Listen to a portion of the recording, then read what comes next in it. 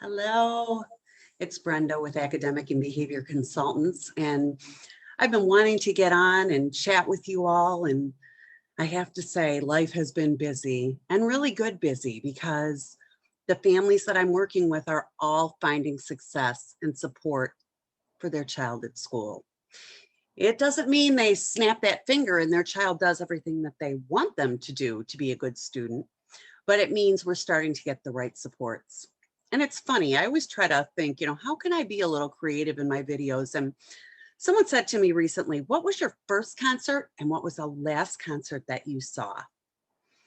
And my first concert I have right here, my Andy Gibb. I think every girl that was in middle school or high school in the 70s had a crush on Andy Gibb.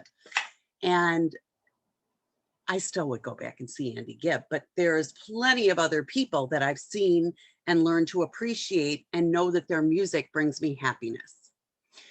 And I know my parents along the way introduced me to music, but I wasn't going to see them in concert, not that they were available.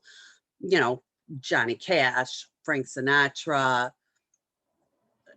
There were so many groups that my parents had me listen to, and I didn't even realize that I liked them so much until I got older. So sometimes we have to give our kids a little taste of something and they might not jump into it, but eventually they'll realize there's a point to it if we do it right. Now, if my parents would have made me listen all the time to the Andrews Sisters, I probably would have been mad because I would have wanted to listen to Andy Gibb and Lionel Richie and Freddie Mercury, who's over here. But my parents didn't make me listen to the Andrews Sisters all the time, but they gave me a taste of them. And to this day, I swear they're the reason that I love my old big band music.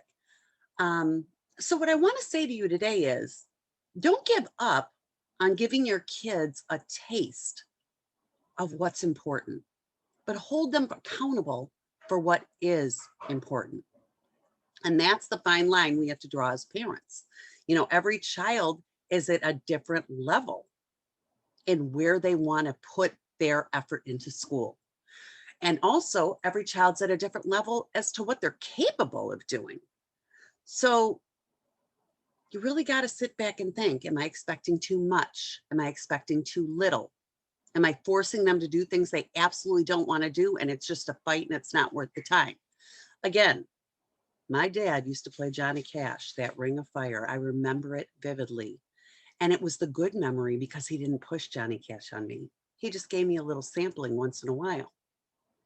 And you want your parenting to be full of good memories. And oh, my mom was right. Oh, my dad knew what he was talking about. Oh, when my dad introduced me to those Andrews Sisters, he knew exactly how happy it would make me someday. And to this day, I still love when I hear any of these people on the radio, and I actually seek them out. There are probably 3 that I seek out that my parents taught me. Now, I remember it was interesting. My dad had a work friend who was kind of like a wild man. And I was in high school, and I swear to God, I think he was hitting on me. I mean, I really do. Like he was that kind of guy. And he introduced me to the Isley Brothers.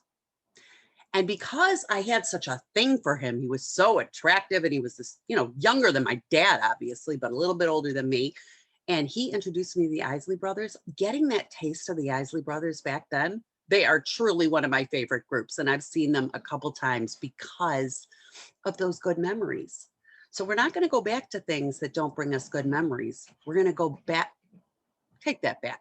We're not going to go to things that give us bad memories. We're going to go back to things that bring us the good memories. So think about that every time you try to introduce something or you want to hold your child accountable. Is it realistic? Is it something that will be helpful? Is it something you can control as a parent? I had a parent whose son the other day, he's getting great grades. It's his first year of high school. He's a freshman in a pandemic, and he's never done as well as he's doing today. And his mom's pushing, you should go to the National Honor Society tutor. You should be doing this. You should be doing that. And I said to her, you know what? He will when he's ready. And that's great that you give him these suggestions, but he's keeping his grades where they should be and he's getting his homework done. So stop the pushing, because if you keep pushing, he will never, ever do it on his own. So if my dad said for the rest of my life I had to listen to Johnny Cash every day and he wouldn't let me put on my Freddie Mercury, my Andy Gibb. I don't think I'd ever want to hear Johnny Cash again. So you have a wonderful day. If you think I might be able to help you and your child succeed at school, work with your teachers for some positive collaboration, or even help you be a parent that knows what's appropriate for their child, where we need to work, where we need to move forward, where you should step in or where you should back off, I'd love to talk to you. And you can email me at abc123achieve@gmail.com, and we can have a chat and we can see if I could be a good fit for you. And I feel that I can help you. And most of the families who come to me, we make great success.